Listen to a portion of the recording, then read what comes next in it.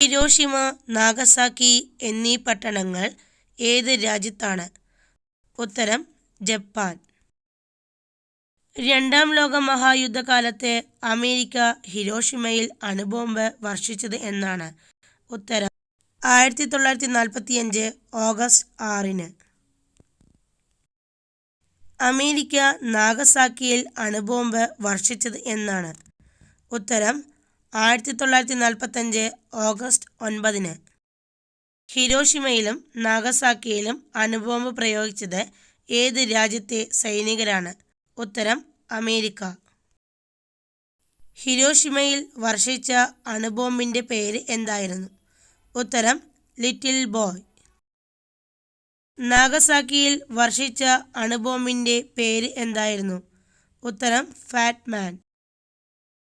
Fat Man എന്ന അണുബോംബിന്റെ ഭാരം എത്രയായിരുന്നു? ലിറ്റിൽ ബോയ് എന്ന അണുബോംബിന്റെ ഭാരവും നീളവും എത്രയായിരുന്നു? ഉത്തരം 3 മീറ്റർ നീളവും 4400 കിലോഗ്രാം ഭാരവും. ഹിരോഷിമയിൽ ബോംബ് വർഷിച്ച വിമാനത്തിന്റെ പേര് എന്താണ്? ഉത്തരം എനോള ഗേ. ഹിരോഷിമയിൽ ബോംബ് വർഷിച്ച വിമാനത്തിന്റെ പൈലറ്റ് ആരായിരുന്നു? ഉത്തരം പോൾ ഡബ്ല്യു ടിബറ്റ്സ്.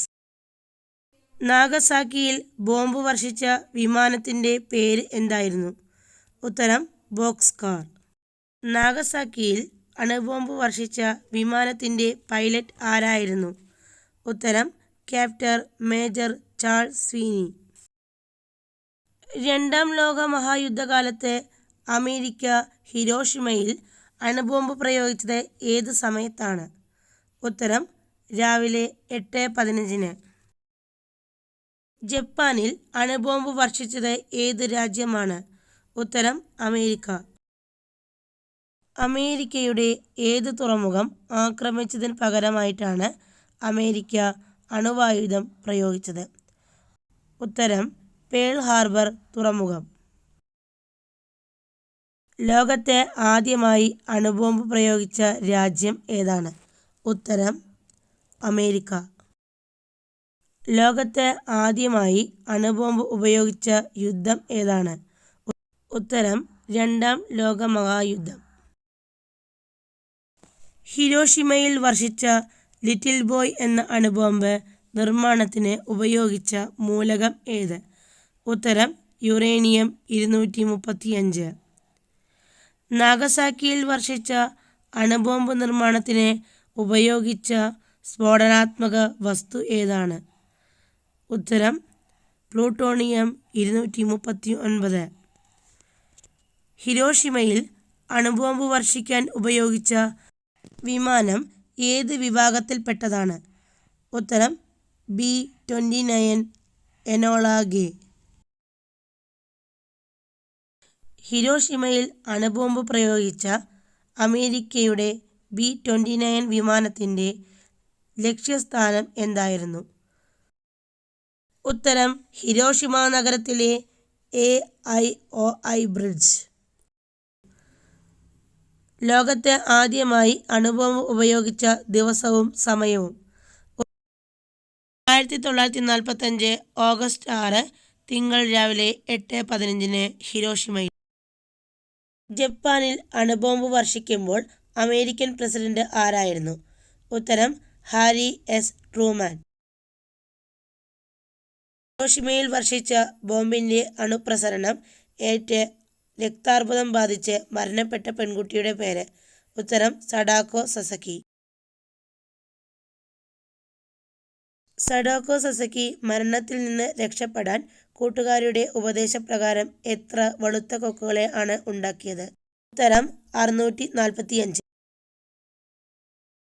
ബോംബാക്രമണത്തിന് ശേഷം ഹിരോഷിമ സന്ദർശിക്കുന്ന ആദ്യ അമേരിക്കൻ പ്രസിഡന്റ്? ഉത്തരം ബറാക് ഒബാമ. രണ്ടാം ലോക മഹായുദ്ധത്തിൽ ജനങ്ങൾ അനുഭവിച്ച വേദനകളും ദുരിതങ്ങളും ഹൃദയസ്പർശിയായി അവതരിപ്പിച്ച ഒരു ഡയറി 1947 പ്രസിദ്ധീകരിച്ചു. ആരുടേതാണ് ഇത്? ഉത്തരം ആൻ ഫ്രാങ്കിന്റെ ഡയറി കുറിപ്പുകൾ. 2016 അമേരിക്കയിലിരിക്കെ ഹിരോഷിമ സമാധാന സ്മാരകം സന്ദർശിക്കുന്ന ആദ്യത്തെ അമേരിക്കൻ പ്രസിഡന്റ് എന്ന നേട്ടം കൈവരിച്ച വ്യക്തി ആരാണ്? ഉത്തരം Barack Obama. Second general army ഏത് രാജ്യത്തിൻ്റെ സൈന്യമായിരുന്നു? ഉത്തരം ജപ്പാൻ. അണുബോംബ് നിർമ്മാണത്തിന് അമേരിക്ക നൽകിയിരുന്ന രഹസ്യ പേര് എന്തായിരുന്നു? ഉത്തരം മാൻഹാട്ടൻ പദ്ധതി. മരണമായി കഴിഞ്ഞു, ലോകം നശിപ്പിച്ചവൻ. ആരുടേതാണ് ഈ വാക്കുകൾ? ഉത്തരം റോബർട്ട് ഓപ്പൺഹൈമർ. സഡാക്കോ കൊക്കുകൾ എന്തിൻ്റെ പ്രതീകമായി കരുതുന്നു? ഉത്തരം സമാധാനത്തിൻ്റെ പ്രതീകമായിട്ടാണ് കരുതുന്നത്. രണ്ടാം ലോക മഹായുദ്ധകാലത്ത് ജപ്പാൻ ഭരണാധികാരി ആരായിരുന്നു? ഉത്തരം ഹിരോഹിറ്റോ.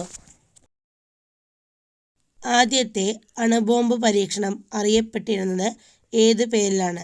ഉത്തരം ട്രിനിറ്റി. അണുബോംബാക്രമണത്തിന് ഇരയായിട്ടും ജീവിച്ചിരിക്കുന്നവർക്ക് ജാപ്പനീസ് ഭാഷയിൽ പറയുന്ന പേര് എന്താണ്? ഉത്തരം ഹിബാകുഷ. ഹിബാകുഷ എന്ന ജാപ്പനീസ് വാക്കിൻ്റെ അർത്ഥം എന്താണ്? ഉത്തരം സ്ഫോടന ബാധിത ജനത. ഹിരോഷിമ നഗരത്തിൽ അണുബോംബ് വർഷിച്ചതിന് ശേഷം പൂവിട്ട ആദ്യത്തെ പുഷ്പം തന്നെയാണ് ഹിരോഷിമ നഗരത്തിൻ്റെ പുഷ്പമായി തിരഞ്ഞെടുത്തത്. ഏതാണ് ഈ പുഷ്പം? ഉത്തരം ഒലിയാണ്ടർ.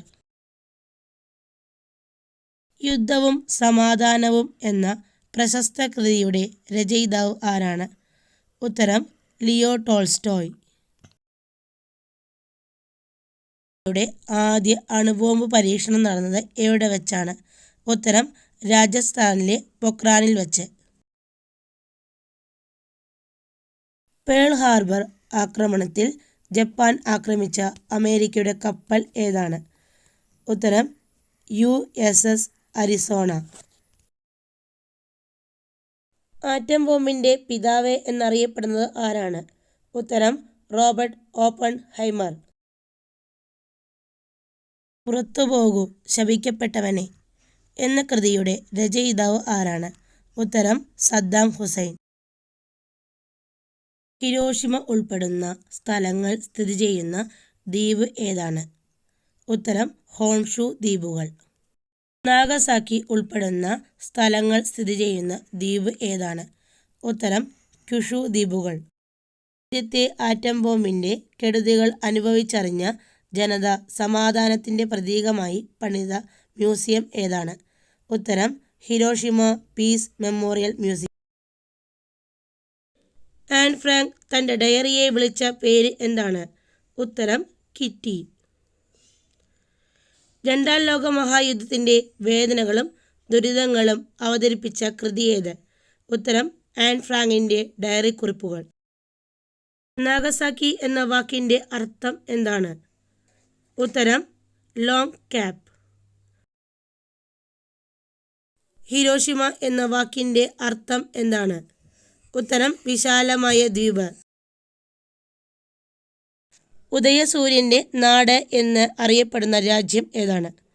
ഉത്തരം ജപ്പാൻ. ഇന്ത്യൻ അണുബോംബിൻ്റെ പിതാവ് എന്നറിയപ്പെടുന്നത് ആരാണ്? ഉത്തരം രാജാ രാമണ്ണ. ഇന്ത്യൻ അണുശക്തിയുടെ പിതാവ് എന്നറിയപ്പെടുന്നത് ആരാണ്? ഉത്തരം ഹോമി ജെ ബാബ. പാക് ബോംബിൻ്റെ പിതാവ് എന്നറിയപ്പെടുന്നത് ആരാണ്?